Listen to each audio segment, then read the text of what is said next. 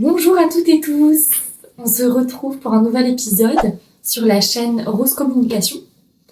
Aujourd'hui, nous sommes le 7 octobre et j'ai prévu cette vidéo pour répondre à vos questions, parce que j'avais ouvert une boîte à questions sur Instagram. Et donc l'idée c'était de répondre à vos interrogations si vous en aviez. Et puis parfois j'ai reçu aussi des jolis messages d'encouragement ou de félicitations qui m'ont fait particulièrement plaisir. Donc merci beaucoup pour tous vos retours, ça me fait chaud au cœur. Et puis ça fait du bien, soit d'être soutenu, d'être encouragé, c'est toujours appréciable. Donc cette vidéo, elle est pour vous expliquer ce qu'est Calliope, pour répondre aussi à vos interrogations. Et juste avant, on va faire un petit peu le tour sur la définition de cette certification, ce qu'elle va permettre aussi pour Rose Communication et puis surtout pour les professionnels que je vais pouvoir accompagner. Donc Calliope, c'est quoi? Calliope, c'est une certification. Alors pour moi, qu'est-ce qui est certifié? C'est mon action de formation. Le fait d'être certifié Calliope, ça témoigne d'un suivi particulier, d'un suivi spécifique de mes clients. C'est un gage de qualité au regard de l'État, puisque cette certification-là, elle est gouvernementale. 36 mois environ après l'audit initial, on a ce qu'on appelle un audit de renouvellement pour reparcourir tous les indicateurs qui ont été certifiés et donc qui témoignent d'un processus rigoureux. Tant envers mes programmes de formation qui sont continuellement renouvelés, puisque je suis toujours en veille, ce qui permet de fournir les meilleures formations aux personnes que j'accompagne, que côté client évidemment, puisque c'est un suivi personnalisé, ce sont des formations sur mesure, parfois des formations aussi collectives, mais toujours sur mesure, puisque adaptées aux demandes des professionnels que j'accompagne. Donc maintenant qu'on sait ce que c'est Calliope, eh bien j'aimerais vous dire que cette certification permet aux professionnels que j'accompagne de débloquer des fonds de formation. Sachez qu'en tant que professionnel, vous cotisez à des fonds de formation chaque mois. Tout dépend de votre secteur d'activité. On parle souvent du CPF. En l'occurrence, quand on est certifié Calliope avec des formations non certifiantes, comme c'est le cas pour moi, eh bien, on ne peut pas faire appel à son CPF. Donc, tous les fonds de formation, sauf le CPF. Mais alors, quels sont les autres fonds de formation? Eh bien, vous avez les OPCO, par exemple, avec plusieurs OPCO, l'OPCO de ZI, l'OPCO Santé, l'OPCO Atlas, suivant vos métiers. Vous cotisez aussi peut-être auprès d'un FAF. Le FAF CEA, par exemple, ou encore le FIF-PL pour les personnes qui sont en profession libérale. L'AGFIS pour les travailleurs non salariés, les commerçants, les artisans. Et la région Bretagne peut elle aussi vous aider en complément pour financer votre montée en compétences.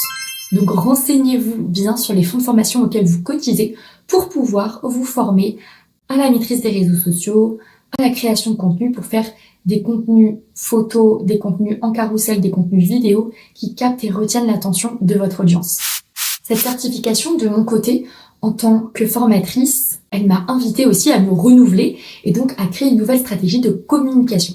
Et c'est pour cela notamment que je vais être régulière sur cette chaîne YouTube en invitant des entrepreneurs, principalement, à nous partager leurs propres usages, leurs propres habitudes sur les réseaux sociaux, tant dans le côté professionnel que dans le côté personnel.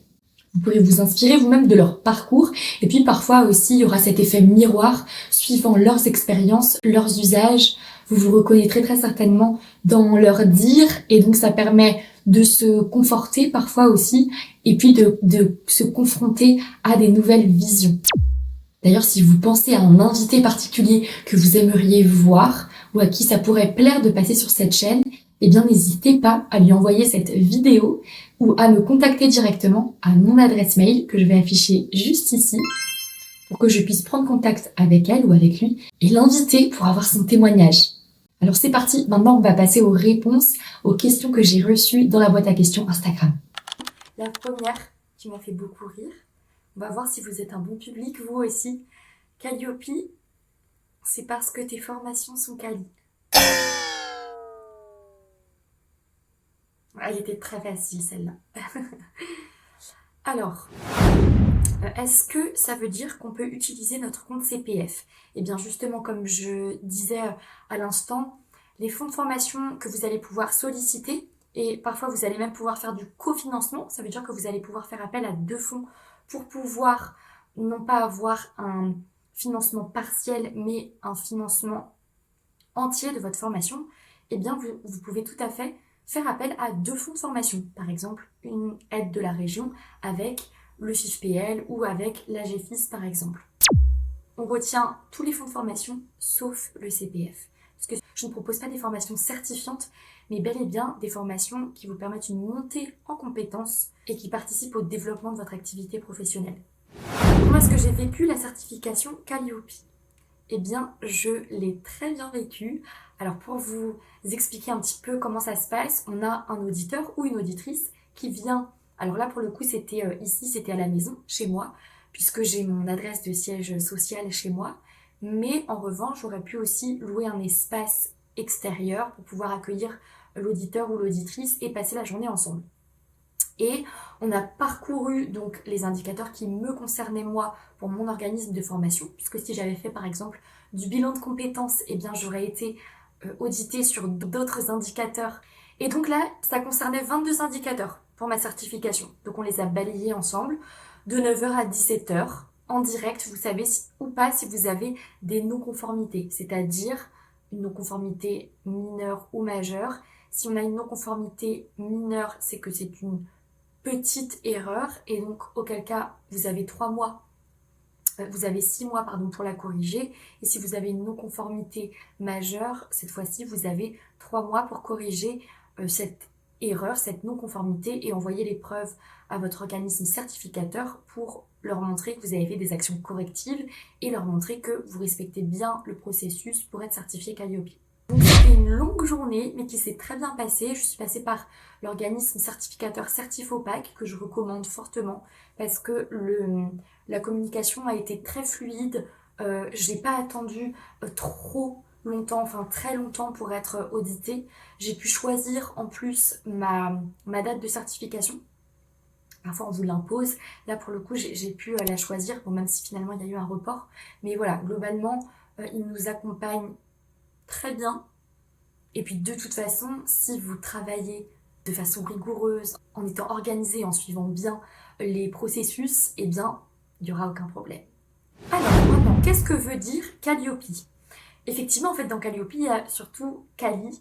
Comme on le disait durant la première question, en fait, c'est une marque de certification officielle, donc étatique, qui a été mise en place pour garantir la qualité des prestations des organismes de formation. Ça, c'est un label, ou en tout cas une certification au niveau français. Et pourquoi est-ce qu'elle a été mise en place par l'État ? Eh bien, pour s'assurer que les formations qui sont financées par des fonds publics en France respectent bien un référentiel national de qualité. Donc comme je vous le disais, ce sont 32 indicateurs, mais en fonction de votre organisme de formation, que ce soit de l'action de formation, que ce soit du bilan de compétences ou encore de la VAE, vous ne serez pas concerné par tous les indicateurs, les 32 indicateurs qui constituent la norme de Calliope. C'est une certification qui est vraiment obligatoire pour débloquer des fonds publics ou mutualisés depuis janvier 2022. Et qu'est-ce que ces critères couvrent ? Eh bien, ils couvrent l'information du public, l'identification des besoins des professionnels que j'accompagne, l'adaptation des prestations, donc le sur-mesure dont je vous parlais plus tôt, les moyens pédagogiques et techniques, qu'est-ce que je mets en place moi en tant que formatrice pour m'assurer de bien répondre aux besoins de mes stagiaires, des professionnels que j'accompagne, tant dans la pédagogie que dans les moyens, les modalités d'accueil, ce que je mets en place pour favoriser l'apprentissage. La qualification des formateurs, donc moi, quelle veille je fais, quel diplôme aussi j'ai, et quelle certification je vise aussi pour continuer dans mon système d'amélioration continue. Et c'est autant finalement un bénéfice pour mes clients qui peuvent aujourd'hui faire appel à des fonds publics ou mutualisés que pour moi en tant qu'organisme de formation, puisqu'il y a une restructuration en interne aussi qui s'est faite. Et puis évidemment une reconnaissance aussi de la qualité auprès de mes clients. Est-ce que tu vas refaire toutes tes cartes et insérer le logo Calliope ? Non, je ne vais pas le faire. Pourquoi ?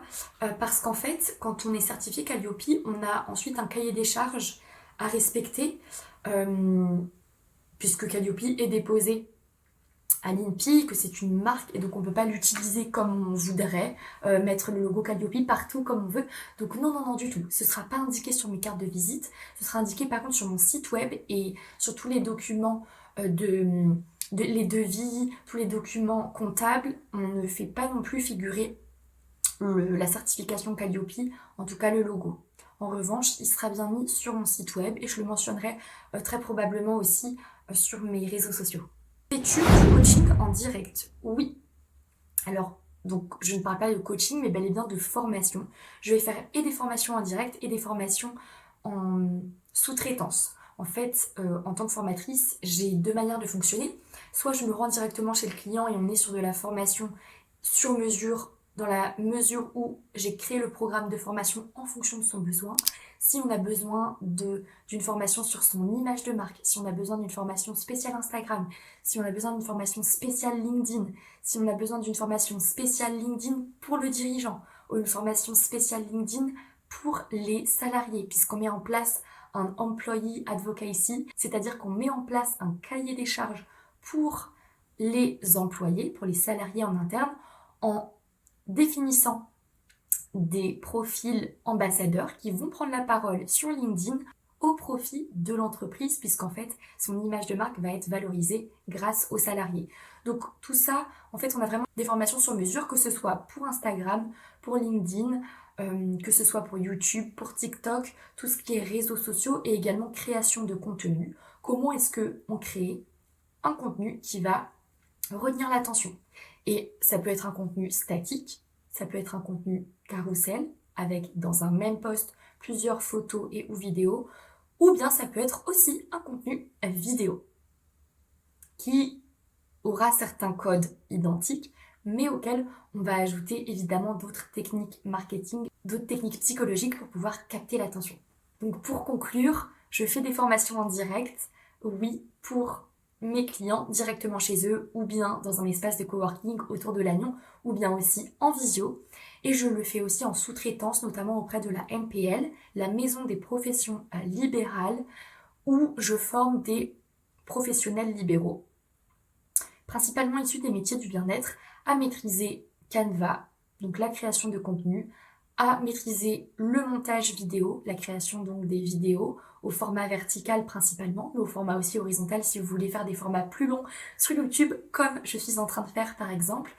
Et puis, je m'occupe aussi des formations Instagram, niveau débutant, niveau intermédiaire. Et vous voyez que ça, c'est de la sous-traitance, mais pour mes clients, je le fais aussi. Je crée des programmes de formation suivant leur niveau, suivant leurs compétences, suivant leur appétence. Parce qu'une formation Instagram ne doit pas être la même pour quelqu'un qui est débutant que pour quelqu'un qui est déjà à l'aise et qui maîtrise bien l'interface, mais qui n'arrive pas à vendre parce que il ou elle n'a pas mis en place les objectifs nécessaires et les techniques nécessaires pour pouvoir vendre.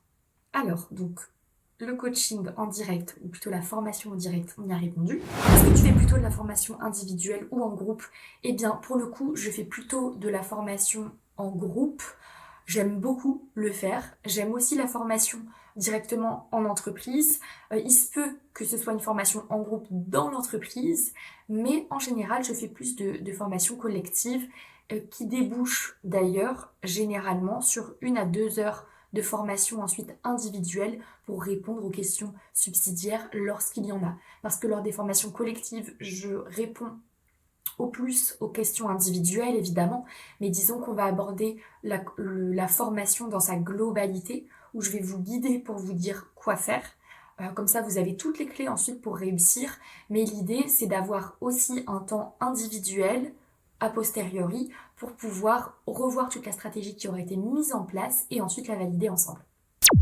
Voilà pour les questions, parce qu'en fait les autres ce sont des petits mots que j'ai reçus de votre part, comme je vous disais en intro, et que j'ai trouvé d'ailleurs adorables, qui m'ont fait très très plaisir. Donc merci pour vos encouragements, merci pour vos félicitations aussi. Et puis en attendant, si vous pensez, comme je vous disais, à quelqu'un qui pourrait soit être accompagné parce que il ou elle a besoin d'un coup de pouce dans la maîtrise de sa prise de parole sur les réseaux sociaux, eh bien n'hésitez pas à partager cette vidéo. Et si vous pensez aussi à un ou une professionnelle qui aimerait diffuser plus largement sa parole autour des réseaux sociaux, envoyez-lui aussi cette vidéo ou commentez-la directement pour que je puisse prendre contact avec cette personne. Très bonne journée à vous si vous consultez cette vidéo en début de journée. Bon appétit si c'est durant votre pause méridienne ou bonne soirée si on est déjà en fin de journée. Et je vous dis à bientôt sur la chaîne Rose Communication.